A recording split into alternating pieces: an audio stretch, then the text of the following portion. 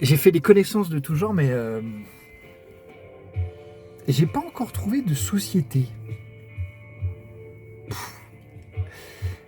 Je ne sais ce que je puis avoir d'attrayant aux yeux des hommes, mais ils me recherchent. Ils s'attachent à moi, et j'éprouve toujours de la peine quand nous faisons un bout de chemin ensemble. Ne fût-ce que pour quelques instants.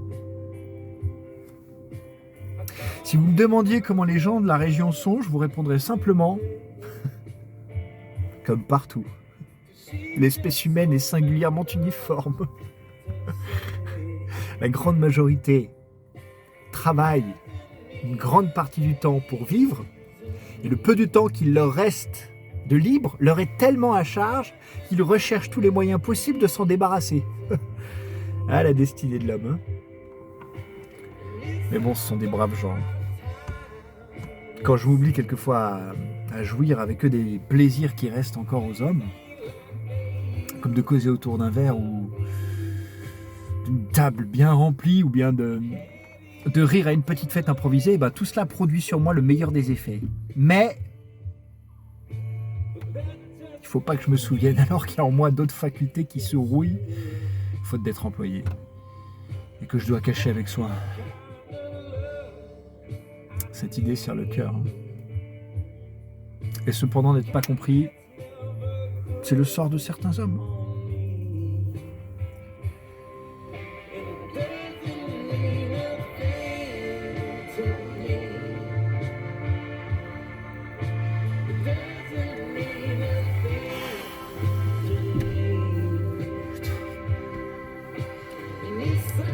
Pourquoi l'amour de ma vie n'est plus avec moi ? Pourquoi n'est-ce pas possible ? Surtout pourquoi je l'ai rencontré. Si j'avais su, je me serais dit, t'es fou. Ce que tu recherches ici-bas n'existe pas. Et pourtant, je l'ai possédé un peu. Mon âme sœur. Quelque temps dans ma vie.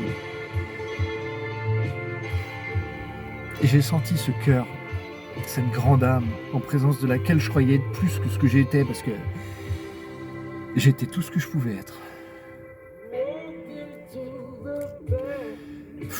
Dieu. Est-ce que je pouvais pas, devant elle, développer en entier cette puissance admirable avec laquelle mon cœur embrasse la nature ? Notre commerce était un échange continuel de sentiments les plus délicats, de traits les plus vifs, de tendresse la plus sincère. Et maintenant, mes lâchetés et ma faiblesse ont précipité toutes les possibilités de vivre à deux dans la tombe. Jamais j'oublierai sa bonté, sa divine indulgence, sa volonté. J'ai rencontré là, il y a quelques jours, un des habitants de Saint-Jean-Gou, Pascal. Il est venu me voir, il a l'air franc et ouvert. Sa physionomie est fort sympathique. Alors il sort d'une école de théâtre. Je crois pas un génie, mais au moins il est persuadé d'être meilleur qu'un autre. Enfin, un petit peu.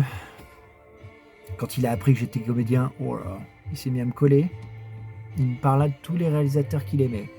Nolan, Canet, Dupontel, blablabla, toutes les séries qu'il regardait religieusement de tel ou tel acteur qui jouait bien, qui jouait mal, ce qu'il fallait pour réussir, et si je passais des castings avec qui j'avais tourné, et ce qui faisait l'étoffe d'un grand acteur. Je l'ai laissé dire. Ouais. Oui, sinon, j'ai fait la connaissance de l'ancien maire du village. Homme franc et loyal. Tout le monde a dit un bien fou, et il aimerait même m'inviter à venir un jour prendre le thé chez lui, rencontrer sa famille, et tout particulièrement sa fille, avec qui il a dit que je m'entendrais très bien. Bon, il habite un peu en dehors du village. J'irai un jour, je pense. Allez, à bientôt.